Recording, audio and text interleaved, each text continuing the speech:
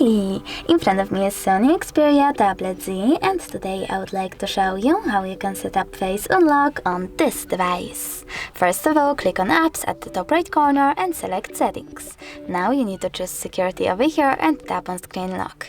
From here, select Face Unlock and tap on Setup. Over here, you need to select Continue and show your face in frame. I need to lift up my tablet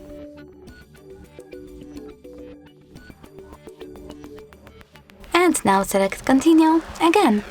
Over here you can select one of those locked methods. I will go with Pattern just to make sure that when your face won't be recognized, you will still get access to your device. So enter it over here, choose Continue and repeat it. After that, select Confirm and tap on OK.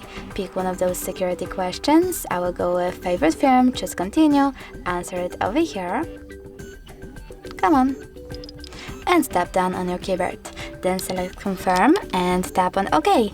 Now when I turn off my screen and then turn it back on, I can see that Face Unlock is working properly. Thanks so much for watching. If you enjoyed this video, smash that like button, comment and don't forget to subscribe. Bye!